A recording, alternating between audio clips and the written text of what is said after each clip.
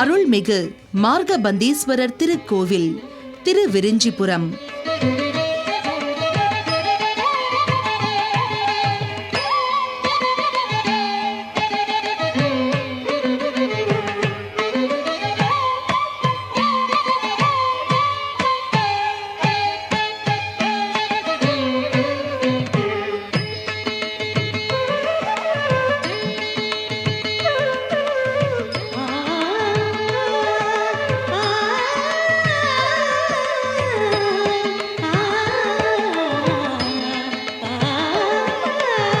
ஸ்ரீ குருப்யோ நம. ஹரிஹி ஓம்.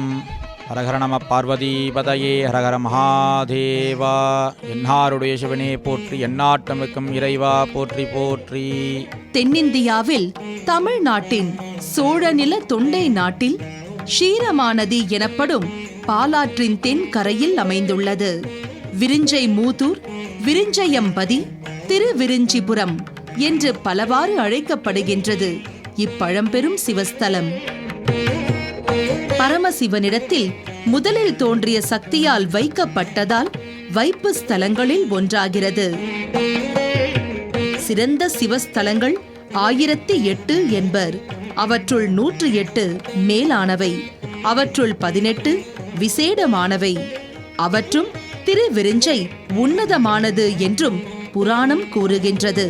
கற்றாரும் கல்லாதாரும் நினைத்தாலும் சேர்ந்தாலும் பெயரை சொன்னாலும் இங்கு உம்மை தவம் செய்தாலும் திருப்பணி செய்தாலும் இயன்ற சிறு தர்மம் செய்தாலும் முக்தி அளிப்பதற்குரிய மாட்சியை உடையது இத்திருத்தலம். வேலூர் மாநகருக்கு மேற்கே சுமார் 13 கிலோமீட்டர் தூரத்திலும் காட்பாடி ஜோலார்பேட்டை இருப்பு பாதை தடத்தில் விரிஞ்சிபுரம் என்ற நிலையத்தின் தெற்கே 5 கிலோமீட்டர் தூரத்தில் உள்ளது. சிவபெருமான் பிரத்யக்ஷமாகி பிரம்மாவின் வேண்டுகோளுக்கிணங்கி திருவிரிஞ்சிபுரத்தில் இருக்கும் லிங்கத்தில் வாசம் செய்கிறார். இத்தலத்தில் உள்ள சுயம்பு மகாலிங்க மூர்த்தியின் பேரில் பகலவனின் ஒளிக்கதிர்கள் பங்குனி மாதத்தில் விழுவதால் இத்தலம் பாஸ்கர கஷேத்திரம் என்றும் அழைக்கப்படும். இக்கோயில் பாலியாற்றின் தென்கரையில் ஊருக்கு நடுவில் அழகிய தென்னை மரங்களுடன் கிழக்கு நோக்கி பாங்குற அமைந்திருக்கிறது. ஊருக்கு வெகு தூரத்திலேயே வானுர நிமிர்ந்து நிற்கும் அழகிய கோபுரம் காண்போர் மனதை ஈர்க்கும் வண்ணம் காட்சியளிக்கும். கோயிலை அடுத்து மாட வீதிகளும் நீண்டு அகன்ற தேரோடும் தெருக்களும் அமைந்துள்ளன. இந்த பக்கம் பார்த்தீங்கன்னா 4 சுவரம் ஒரே மாதிரியா இருக்கும். இந்த சிறப்பு காஞ்சிபுரத்துக்கு கடல் அழகு என்று சொல்வார்கள், விரிஞ்சிபுரம் மதில் அழகு என்று சொல்வார்கள். கம்பீரமான உயர்ந்த மதிர் சுவர்கள் ஆலயத்தின் அழகை சிறப்பாக எடுத்து காட்டுகின்றன. எனவே மன்னர்குடி மதில் அழகு என்று சோழ நாட்டில் கூறுவது போல தொண்டை நாட்டில் திருவிரிஞ்சை மதில் அழகு என்று சொல்கின்றனர். சுவாமி சன்னதி கிழக்கு நோக்கி இருக்கிறது. கிழக்கு கோபுர வாயில் வழியேதான் கோயிலுக்குள் செல்ல வேண்டும். முன்னே பெரிய கோபுரம் எனப்படும் ராஜகோபுரம் சுமார் 110 அடி உயரத்தில் 7 நிலைகளுடன் விளங்குகிறது. கீழ் கோபுரம் வாயில், மேல் கோபுர வாயில், திருமஞ்சன வாயில் என்று முறையே கிழக்கு மேற்கு வடக்கு புறங்களில் வாயில்கள் இருப்பினும் தென்புறம் மட்டும் வாயில் இல்லாமல் மதில் மேல் கோபுரம் மட்டும் உள்ளது. நாள்தோறும் இரா காலங்களில் தேவர்கள் எம்பிரானை பூஜை செய்துவிட்டு போவதால் அவ்வழி தேவர்களுக்காக ஏற்பட்டதாகவும் அதனால் மானிடர் யாரும் அப்பக்கம் செல்ல வழி ஏற்படுத்தவில்லை என்று ஐதீகமாக கூறப்படுகிறது. இத்திருக்கோயிலின் பெருமை யாதெனில் இங்கே அமைக்கப்பட்டுள்ள சிம்பத்தீர்த்தமே ஆகும். இந்த சிம்பத்தீர்த்தம் பிரம்மா அவர்கள் திருவண்ணாமலையில் சாபம் பெற்று திருவிரிஞ்சிபுரத்தில் சாப விமோசனம் பெற்று இத்திருக்குளத்தில் குளித்ததாக ஐதீகம். இத்திருக்குளத்தில் கார்த்திகை மாதம் கடைசி ஞாயிறன்று அந்த பிரம்மா குளித்த திருக்குளத்தில் குழந்தை பாக்கியம் இல்லாதவர்களும் பேய் பிசாசு பிடித்தவர்களும் இத்திருக்குளத்தில் மூழ்கி அந்த குளிர் காலத்தில் கடுமையான குளிரிலும் இத்திருக்கோயிலில் படுத்து உறங்கி விடுகிறார்கள். இவ்வாறு உறங்கும் பட்சத்தில் அவர்களுக்கு கனவு அந்த கனவிலே பாலாடை, வெற்றிலை, பழம் போன்றவைகளை கனவுலே வந்து கொடுக்கிறார்.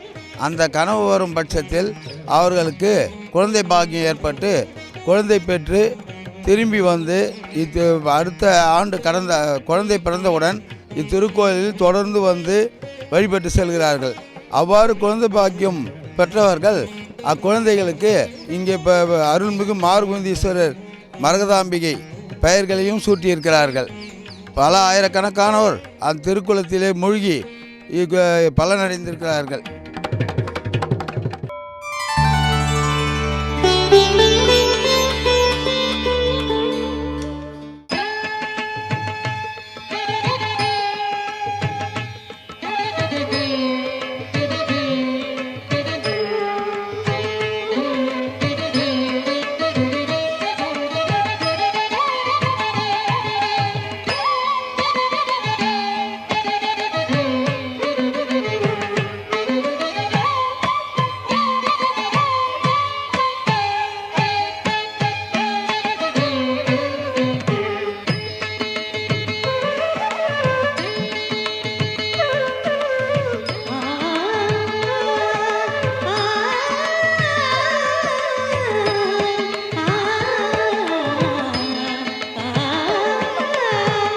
தமிழ்நாட்டிலே இருக்கின்ற சிவன் கோயில் 108 சிவன் கோயிலில் விருஞ்சிபுரம் என்ற சிவன் கோயிலும் ஒரு சிறப்புமிக்க ஒரு சிவன் கோயில். அது மார்கபந்தீஸ்வரர் ஆலயம். இது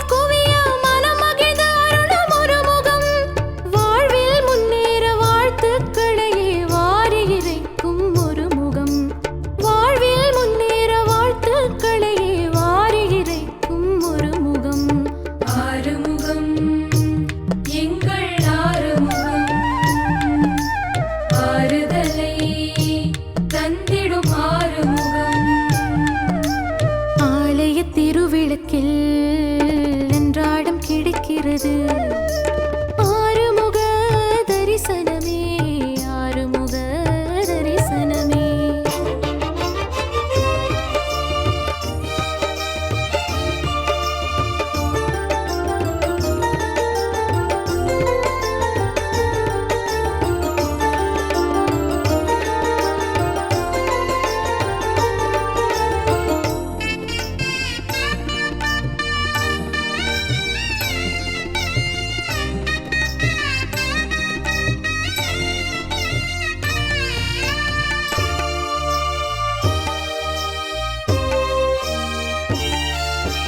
சண்டை சச்சரவு தரணியில் மறைய ஆசீர்வதிக்கும் ஒரு முகம்.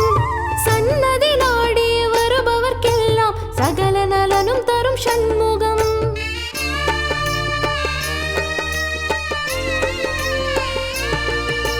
சண்டை சச்சரவு தரணியில் மறைய ஆசீர்வதிக்கும் ஒரு முகம். சன்னதி நாடி வருபவர்க்கெல்லாம் சகல நலனும் தரும் சண்முகம். ஆனந்த வாழ்வு அனைவரும் அடைய அருள் வழங்கும் ஆறுமுகம். ஆனந்த வாழ்வு அனைவரும் அடைய அருள் வழங்கும் ஆறுமுகம்.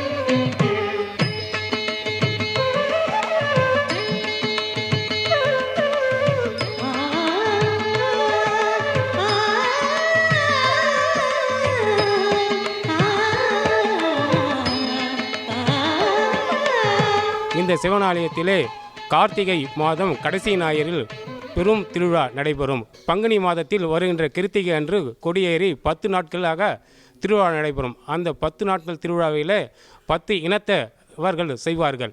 ஆனை முகத்தான் அரண் 5 முகத்தான் மகன் 6 முகத்தான் உடன் அவதரித்தான்.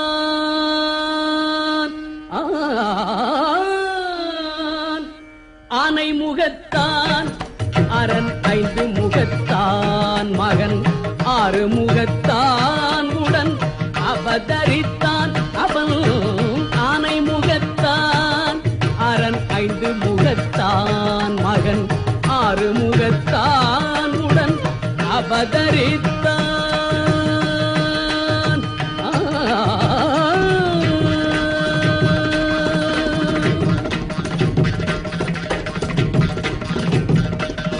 ஞானம் அளிப்பான் என்றும் நலம் அளிப்பான்.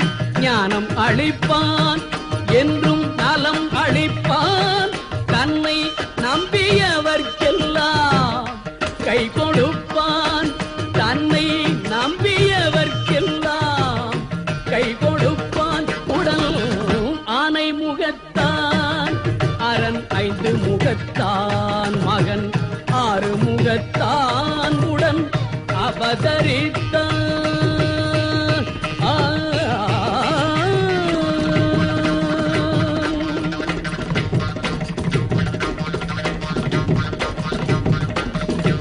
ஓமெனும் இந்த ஆலயத்திலே மனம் உருகி நாம் எந்த வேண்டுதல் வைத்தாலும் சிறப்பாக கைகூடும். என் குடும்பத்தைச் சேர்ந்தவர்கள் 1960 பிள்ளை வரம் வேண்டி இந்த குளத்திலே மூழ்கி சுவாமி சன்னதியிலே படுத்து சென்ற பிறகு குழந்தை பிறந்தது. கண்கூட கண்ட காட்சி. சமீபத்திலோடு என் நண்பர் ஒருவருக்கு அதேபோல் குழந்தை பிறந்தது. வருடம் கடைசி ஞாயிறு திருவிழா அன்று லட்சக்கணக்கான மக்கள் கூடும் ஒரே ஆலயம் மார்கமிஸ் ஆலயம் தான். இந்த ஆலயத்தில் எந்த குறை இருந்தாலும் பில்லி சூனியம் தீயவைகள் கேடு குழந்தை வரவின்மை செய்வினை எல்லாமே சிம்மகுளத்தை குளித்து நாம் இறைவனை வழிபட்டு சென்றால் எல்லாமே தீர்ந்துவிடும். சிவஸ்தலங்கள் 1008, 108, 18 அதிலே விரிஞ்சிபுரம் சிவஸ்தலம் 4வது ஸ்தலம் என்று ஓலைச்சுவடிகள் கூறுகிறது. ஆகவே இந்த ஆலயத்தில் எந்த ஒரு நமது குறை இருந்தாலும் அதை சொல்லி நாம் வணங்கி சென்றால் எல்லாம் நல்லபடியாக முடிந்துவிடும். ஆறுமுகத்தானுடன் அவதரித்தான்.